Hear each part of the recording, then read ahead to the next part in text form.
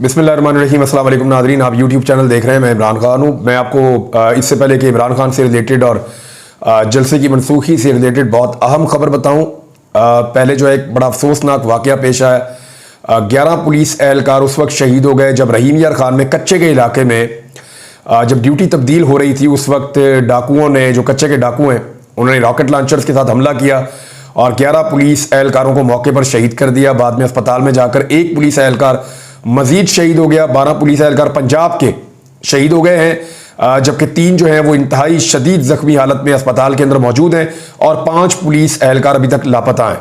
इसके बारे में मजीद तफसीलात आएंगी तो आपके साथ शेयर करेंगे। ये एक बहुत बड़ा सानिया है पंजाब पुलिस के लिए और वहाँ पे अभी ऑपरेशन की तैयारी की जा रही है। लेट्स सी इसमें क्या होगा, डेवलपमेंट आपके साथ शेयर करेंगे।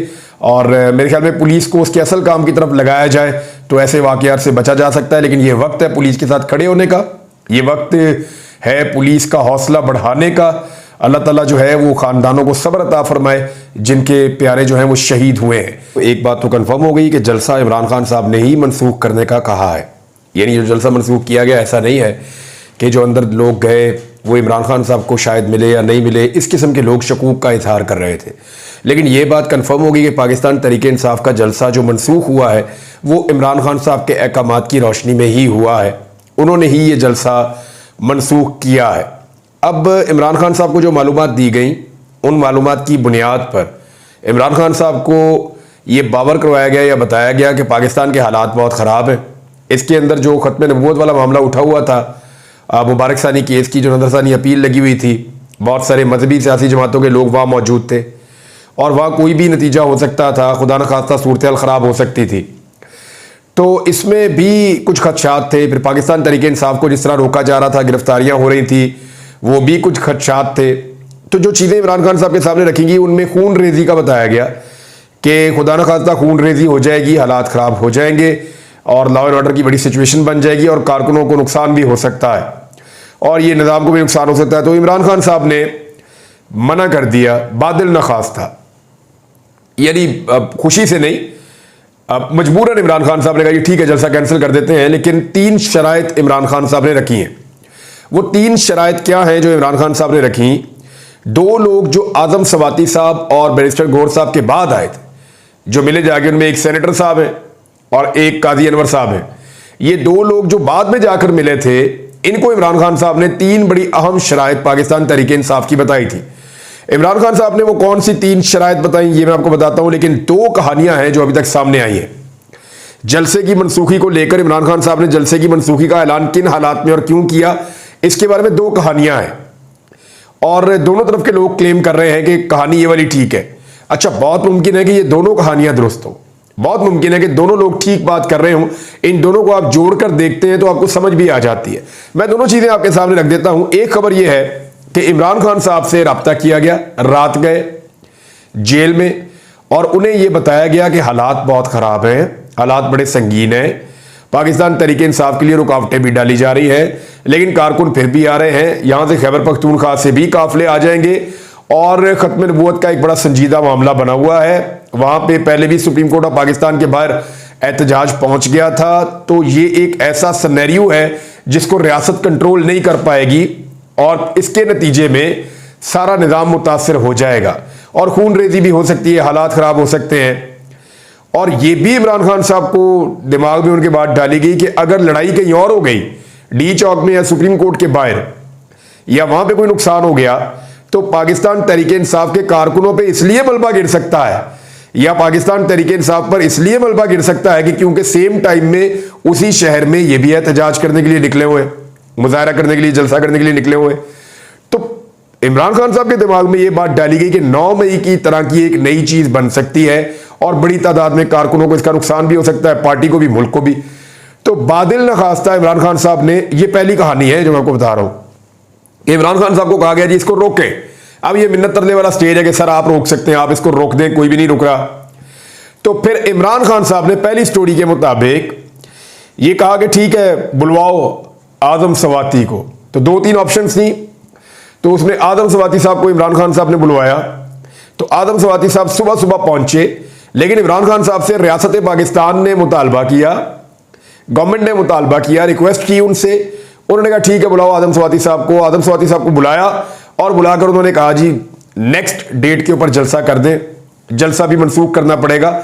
आदम स्वाति साहब से भी उन्होंने सूरत हाल पूछी होगी कि बाहर क्या बना, क्या चल रहा है, कितने कंटेनर हैं, ये जो उलमा इकराम आए हैं ये क्या कहानी है। सारी चीज़ें इमरान खान साहब ने हालात हादरा जानने के बाद खुशी के साथ नहीं, लेकिन इमरान खान साहब ने इस जलसे को मनसूख किया है। हालांकि इससे पहले इमरान खान साहब ने अहकाम जारी किए थे कि जलसा कैंसिल नहीं होगा, हर हाल में एनओसी हो या ना हो जलसा आप लोग करेंगे। लेकिन इमरान खान साहब ने फिर ऑर्डर दिया और आदम स्वाति साहब ने बाहर आके ये बात बता दी। एक तो मार्केट के अंदर ये खबर है, जो दूसरी तरफ के लोग सोर्सेस कह रहे हैं वो एक और खबर दे रहे हैं। वो ये कह रहे हैं कि खैबर पख्तूनख्वा की हुकूमत से राब्ता किया गया और खैबर पख्तूनख्वा की हुकूमत को यह कहा गया इदारों की जानिब से और हुकूमत की जानिब से कि अब आप रुक जाएं, क्योंकि इस्लामाबाद में चीज़ें कंट्रोलेबल नहीं है। एक और बहुत बड़ा एहतजाज हो रहा है और किसी वक्त भी एक सिचुएशन बन सकती है, तो ये सारी चीज़ें इकट्ठी हो जाएंगी तो संभालना मुश्किल हो जाएगा और चीज़ें आपके गले भी पड़ जाएंगी। तो खैबर पख्तूनख्वा की हुकूमत ने, अली अमीन गंडापुर ने हाथ खड़े कर दिए। उन्होंने कहा जी हमारे हाथ में तो नहीं है और कारकुन तो हमारी बात भी नहीं सुनते, मामला तो इमरान खान साहब का और वो फैसला कर चुके हैं। जैसा कि अली अमीन गंडापुर साहब ने पहले कहा भी था कि जनाब फैसला जो है वो तो इमरान खान करेंगे और अगर वही करेंगे तो ये जलसा मनसूख होगा वरना नहीं होगा। दो उन्होंने शराइत भी रखी थी, या तो वो टेलीफोन करें, बात करवाएं इमरान खान से, तो या फिर इमरान खान साहब की कोई वीडियो पैगाम या कोई चीज़ आए। अब दूसरा सोर्स ये कह रहा है कि अली अमीन गंडापुर साहब ने आदम स्वाति साहब, क्योंकि उनके बहुत करीब रहते हैं और इमरान खान साहब के काबिल एतबार साथियों में से हैं, तो उनको भिजवाया और वो सुबह सुबह गए और जाकर इमरान खान साहब से मिले और उनको सारी सिचुएशन बताई, जिसके बाद इमरान खान साहब ने इस जलसे को मनसूख कर दिया। लेकिन जो दो लोग बाद में इमरान खान साहब को मिले उन्होंने बताया कि इमरान खान साहब ने 3 शराइत भी रखी हैं और दूसरा इमरान खान साहब ने बिल्कुल खुशी के साथ ये नहीं किया, बादिल ना ख्वास्ता किया, यानी वो इससे खुश नहीं थे, परेशान थे कि ये जलसा कैंसिल करना पड़ रहा है, लेकिन उन्होंने मजबूरन इसको कैंसिल किया इसलिए कि वो नहीं चाहते कि हालात पाकिस्तान में खराब हो या लॉ एंड ऑर्डर की एक सिचुएशन बने। ये 2 कहानियां, लेकिन मुझे जो समझ आ रही है ना, ये दोनों बातें ठीक हो सकती हैं।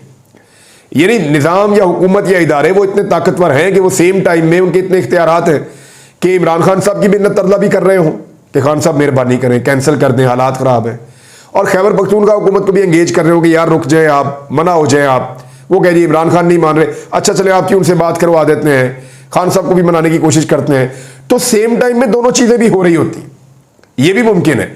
और फिर आदम स्वाति साहब गए मिलने के लिए, ऑन डिमांड भी हो सकता है, या अली अमीन गंडापुर साहब ने नाम दिया हो, ये भी हो सकता है। ये बातें तो तब पता चलेंगी जब मीडिया के लोग इमरान खान साहब से पूछेंगे या इमरान खान साहब के करीबी लोग बाहर आके बताएंगे कि एक्चुअली उस दिन हुआ क्या था। लेकिन हुआ यह है कि फैसला इमरान खान साहब का है। इससे 2-3 चीजें क्लियर हो गई। एक तो यह हो गई कि इमरान खान साहब की जो पार्टी की लीडरशिप है उन्होंने जलसा कैंसिल नहीं किया, कैंसिल इमरान खान साहब ने किया, नंबर 1। नंबर 2 ये चीज क्लियर हो गई कि पाकिस्तान तहरीक इंसाफ के कारकुनों को इमरान खान के अलावा कोई और नहीं रोक सकता था, इसलिए रियासत ने इमरान खान साहब से राब्ता किया या इमरान खान साहब से राब्ता करवाया गया, क्योंकि रोकने में रियासत पूरी तरह नाकाम हो गई थी। 2 चीजें हो गई।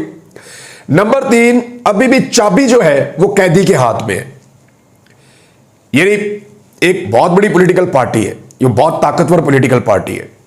अवाम ने क्या करना है और क्या नहीं करना, किस तरफ पाकिस्तान की सियासत जाएगी, सियासत क्या रुख इख्तियार करेगी, इसकी चाबी जो है वो एक कैदी नंबर 804 के हाथ में है। ये चीज भी क्लियर हो गई। यानी ये चीजें बड़ी आसान और क्लियर हो चुकी है कि रियासत और निजाम इमरान खान के सामने घुटने टेक चुका, वो नाकाम हो गए। नाकाम होने के बाद उन्होंने रिक्वेस्ट की और रिक्वेस्ट करने के बाद इमरान खान ने खुद कैंसिल किया, वरना ये रोकने में कामयाब नहीं हो रहे थे। तो ये चीजें बताती हैं कि इमरान खान साहब कितने रेलिवेंट हैं और कितने बाअसर हैं, और ये निज़ाम उनके सामने फिलहाल अभी तक तो मजबूर है। कल की सूरत हाल के बारे में हम कुछ कह नहीं सकते। तो ये 2 चीजें थी, दोनों मैंने आपके सामने रख दी। इसका जो इम्पैक्ट है वो भी मैंने आपको बता दिया। लेकिन यहां पे एक और खबर भी है मेरे पास, लेकिन ये आप देखें, खबर रिपोर्ट हुई है, उसमें तकलीफ होती है। कादी फायद ईसा साहब वाला मामला भी बताता हूं मैं अभी आपको। जितने कोर्ट रिपोर्टर हैं सारे सर पकड़ के बैठे हुए कि कादी साहब ने धज्जियां उड़ा दी हैं अदालत की इज्जत की। वो ये कह रहे हैं कि कादी साहब ने फैसला डिक्टेशन पे किया है। वो ये कह रहे हैं कि उलमा को लेकर गए चेंबर के अंदर, उन्होंने बताया कि आप फैसला लिखना, तो फिर ये फैसला किया। ये मुतीउल्लाह जान साहब और दीगर कुछ और सहाफ़ी कह रहे हैं, और वो ये कह रहे हैं कि इन 3 जजों को इस्तीफा दे देना चाहिए क्योंकि इन्होंने अदालत की जो इज्जत और एहतराम है उसको ख़त्म किया है। लेकिन अच्छी बात यह है कि मुबारक सानी केस का जो मामला था, जो उलमा इकराम के लिए और पाकिस्तान के अवाम के लिए एक बड़ी तकलीफ चीज़ थी, उस चीज़ का एक सद्देबाब हो गया और मामला रिजॉल्व हो गया है फिलहाल अब तक के लिए। अब इसमें मैं आपको ये बता देता हूं कि कादी फायद ईसा साहब को जो कल की समाअत थी उसमें वो बहुत बुरी तरह दबाव में नजर आए। उन्होंने फजलुर रहमान साहब से मदद मांगी, यानी अपनी अदालत में बैठा हुआ काजी इतना मजबूर हो सकता है कि वो एक सियासी जमात के लीडर से, जिनकी थोड़ी सी सीटें हैं लेकिन बड़ा कद है, फजलुर रहमान साहब ने बड़ी पुरानी सियासत की हुई है, पाकिस्तान की सियासत में हमेशा वो किसी ना किसी तरह रेलिवेंट रहते हैं, तो फजलुर रहमान साहब का एक आलमी दीन के तौर पे भी वो जाने जाते हैं। तो वहां पे जो है वो फजलुर रहमान साहब से मदद मांगी कि देखें फजलुर रहमान साहब, तो उन्होंने कहा जी मैं क्या कर सकता हूं, आपकी अदालत है। एक दो दफा ऐसे वाकयात आए और बार बार कादी साहब बेबस हुए, बार बार उनकी जबान लड़खड़ाती थी, बार बार उनके हाथ कांपते थे, बार बार वो परेशान हो जाते थे, कभी वो यहां वहां देखते थे, किसी को चुप करवाने की भी उनके अंदर जो है वो सलाहियत नहीं थी। लेकिन उलमा इकराम ने अपनी बात मनवाई और अपने मुताबिक फैसला करवाया है। अब इसमें मैं आपको एक और चीज बताता हूं कि मुफ्ती हनीफ कुरैशी साहब थे और उनका तल्ख जुमलों का तबादला भी हो गया काजी साहब से। यानी उन्होंने कहा, और वहां पे वैसे सरदार लतीफ खोसा साहब भी बड़ा अग्रेसिवली बोले, बहुत सारे रिपोर्टर कह रहे हैं हमें दुख हो रहा था कि वो शख्स जो इस अदालत के अंदर शेर की तरह बैठता था, वो बल्कि कुछ लोगों ने बिल्ली कहा, कुछ लोगों ने कहा जी बिल्कुल ऐसे अदालत का वो लगा ही नहीं कि वो काजी है या वो शख्स है। बहरहाल काजी साहब ने जो है वो उलमा को किसी तरह भी राजी किया, लेकिन मामला यह है कि मुफ्ती हनीफ कुरैशी साहब ने कहा कि क्या काजी ऐसा होता है जिसको चाहे डांट दे या जिसको चाहे खामोश करा दे। ये काजी साहब नॉर्मली करते हैं, जिसको मर्जी चुप करो बैठ जाए आप आगे बढ़े, जिसको मर्जी डांट देते हैं, जिसको मर्जी खामोश करवा देते हैं, जिसकी मर्जी आवाज बंद कर देते हैं कि जी आप नहीं बोल सकते। तो इस पर काजी साहब ने उनको भी कह दिया कि आप बैठ जाएं। तो इस पर जो है वो नहीं खामोश हुए। काजी साहब ने पूछा आप हैं कौन? उन्होंने कहा जी मैं करोड़ों मुसलमानों का नुमाइंदा हूं। उन्होंने कहा आप तशरीफ रखें बैठ जाएं। मुफ्ती साहब नहीं बैठे तो चीफ जस्टिस इधर उधर देखने लगे, जिसके बाद मुफ्ती साहब ने अपनी बात पूरी की। और जराए ये भी बता रहे हैं कि जो सुप्रीम कोर्ट ऑफ पाकिस्तान का स्टाफ है वो भी मुफ्ती साहब को हटाते हुए डर रहा था कि कहीं ये नाराज ही ना हो जाए। तो मौलाना फजलुर रहमान साहब को मुखातिब कहा कि इन्हें समझाएं, तो मौलाना साहब बोले ये आपकी अदालत है, यहाँ आपका हुक्म चलता है, मैं क्या कर सकता हूं। तो फिर काजी साहब चुप हो गए। यानी काजी साहब जिन्होंने 13 जनवरी को इतनी बड़ी ज्यादती की कि एक पॉलिटिकल पार्टी से उसका बल्ले का निशान छीन लिया, एक पार्टी को दीवार के अंदर चुन दिया काजी साहब ने। काजी साहब ने पाकिस्तान तहरीक इंसाफ के खिलाफ जितने फैसले दिए वो सारे इमरान खान के खिलाफ और नवाज शरीफ के हक में आए। हुदैबिया से आप कहानी शुरू कर दें, काजी साहब की पूरी तारीख में हर फैसला, हर चीज जो उन्होंने की वो नवाज शरीफ साहब को फायदा पहुंचाती थी और इमरान खान साहब को नुकसान पहुंचाती थी।